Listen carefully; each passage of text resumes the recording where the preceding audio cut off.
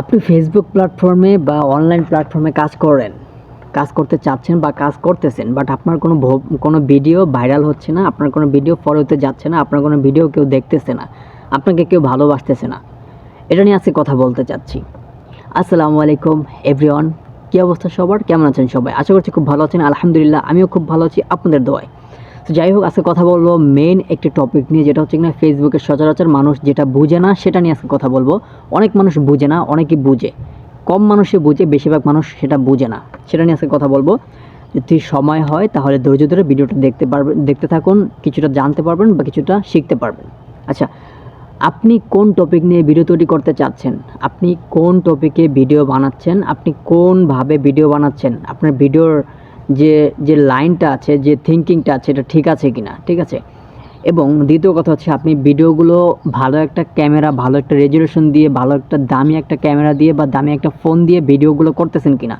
এবং ভিডিওটা এডিট করার সময় ভিডিও করার সময় তো ভুল ত্রুটি হয়, ওগুলো কাটসাট করে এডিট করতে ভালো করে ঠিকঠাক মতো এডিট করতেছেন কি না সেটার দিকে ফোকাস করতে হবে। এবং আপনি কোন বিষয়ে কথা বলতে চাচ্ছেন? মানুষ যে আপনাকে দেখবে, মানুষ আপনাকে ভালোবাসবে, মানুষ আপনার ভিডিও দেখার আশায় বসে থাকবে।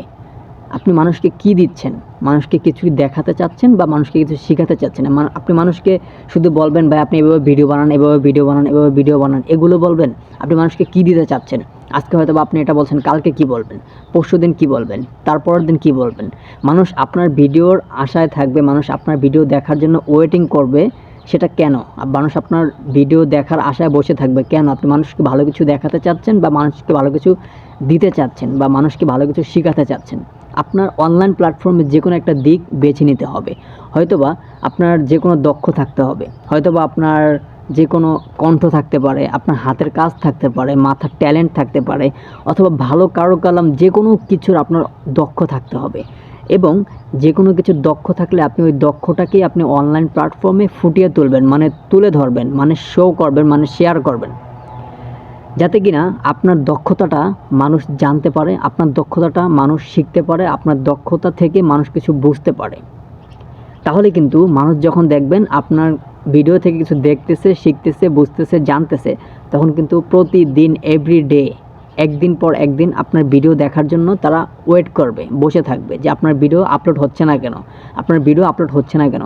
এখন আপনার ডিসাইড করতে হবে আপনি মানুষকে কী দিতে চাচ্ছেন। ভালো কিছু দিতে চাচ্ছেন, নাকি আপনি শুধু বংবাং চংচাং ভিডিও করে আপলোড করতে চাচ্ছেন?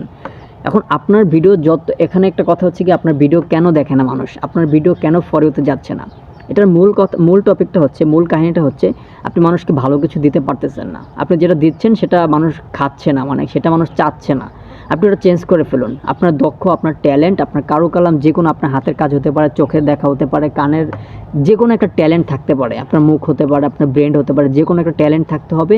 ওই ট্যালেন্টগুলো আপনি ফুটিয়ে তুলুন, মানে ওই ট্যালেন্টগুলো আপনি সবার মাঝে তুলে ধরুন। আপনি যেটা এখন দিচ্ছেন সেটা মানুষ নিচ্ছে না, মানে সেটা মানুষের কাছে ভালো লাগতেছে না। আপনি চেঞ্জ করে অন্য একটা দক্ষ তুলে ধরুন, যেটা কিনা মানুষ কিছু জানতে পারে, মানুষ কিছু শিখতে পারে, মানুষ কিছু বুঝতে পারে।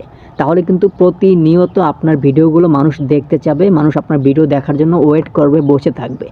সো আশা করি আমার এই ভিডিওতে কিছুটা হলেও বুঝতে পেরেছেন। এবং আপনার এডিটিং, ভালো ফোনের একটি ক্যামেরা, ঠিক আছে, এবং ভালো করে এডিট এবং নির্দিষ্ট সময়ে আপনার ভিডিওগুলো আপলোড করা। ভিডিও আপলোড করার জন্য কিছু কিছু নিয়মকানুন আছে। এই নিয়মকানুন যদি না জানেন তাহলে অন্যদের কাছ থেকে একটু রিসার্চ করে জেনে নেবেন বা বুঝে নেবেন।